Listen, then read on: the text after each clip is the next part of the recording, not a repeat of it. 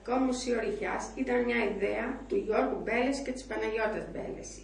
Ιδέα που γεννήθηκε το 1979 και υλοποιήθηκε το 1987 με 1988 με την επιμέλεια του Δημήτρη και της Χαρίτιδας Μπέλεση. Τα εκθέματα είναι προσφορά των ντόπιων νυχιωτών. Όσο για τα χρήματα για την δαπάνη, όπως την αναπαλαίωση του κτηρίου, είναι των νυχιωτών από την Αμερική. Λοιπόν, εδώ βλέπουμε μερικά εκθέματα. Ξεκινάμε να σας δείχνω τον αργαλιό.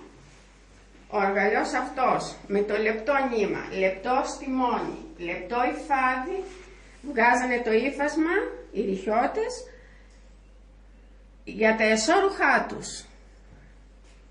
Και για τα ρούχα τους γενικότερα, με το ύφασμα αυτό φτιάχνανε τα πουκάμισα που φοράγανε στην καθημερινότητά τους, τα ρούχα τους γενικότερα.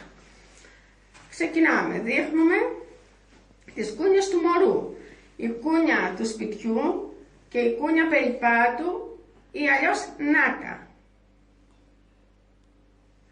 Απέναντι το τζάκι με την πυροσκιά που εκεί μαγείρευαν το φαγητό τους. Επάνω στο τζάκι βλέπετε διάφορα της κουζίνας, όπως το ροή λαδικό, στον τοίχο τα τεψιά. Προχωρούμε. Κάτω είναι οι ανέμοι που μαζεύανε το νήμα ώστε να υφάνουν στον αργαλιό. Εκεί τυλίγανε το στιμόνι. Το τραπέζι το καθημερινό ή αλλιώς σοφράς, καθόταν η οικογένεια γύρω-γύρω και έτρωγε σε ξύλινα πιάτα, ξύλινα κουτάλια και τα σκαμνάκια, τα καθίσματα τα λέγανε σκαμνάκια.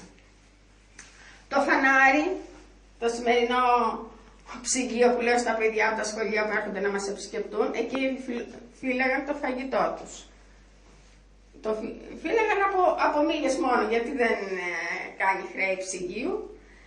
Κάτω έχουμε τη ρόκα, που εκεί έκαναν το μαλλί νήμα, και τη ραπτομηχανή, που έραβαν τα ρούχα τους. Εδώ έχουμε τη μικρή τη σκάφη, που ζήμωναν λίγη ζύμη για κουλούρια, κουραμπιέδες, τα γλυκά τους. Απέναντι, τη μεγάλη σκάφη, που εκεί ζήμωναν τα ψωμιά, οι νοικοκυρές, οι ρηχιώτισσες.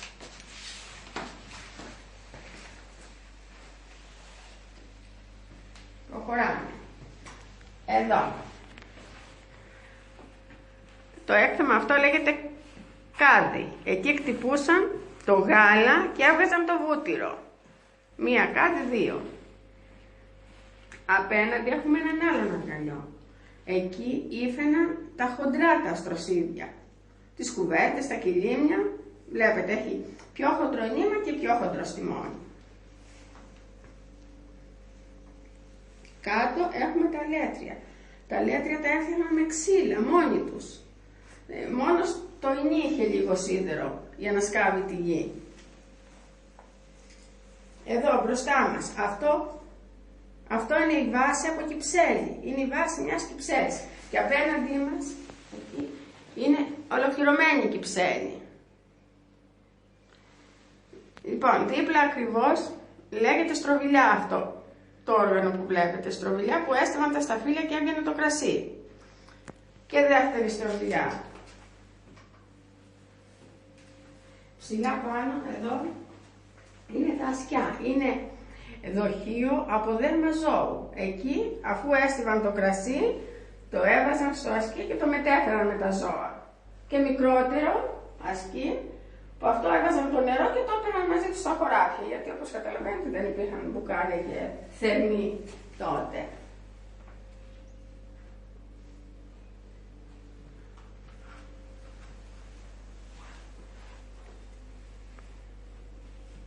Εδώ βλέπουμε το αλόνι στη φωτογραφία αυτή, το αλόνι που αλόνιζαν το σιτάρι, και έχουμε και μερικά εργαλεία που τα χρησιμοποιούσαν στο αλόνι, όπως απέναντι εκεί, λίχνιζαν το άχυρο με αυτά,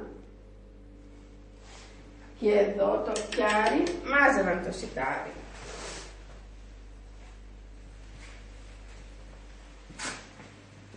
Εδώ υπάρχουν τα εργαλεία του σιδερά, το αμμόνι, η φωτιά που έκαιγε πολύ δυνατή για να ζεσταίνεται το σίδερο, να μπορέσει να το επεξεργαστεί ο σιδεράς στο αμμόνι, το φυσερό που τραβάγανε και φυσούσε τη φωτιά ώστε να μένει συνέχεια να μένει. Απέναντί μας βλέπουμε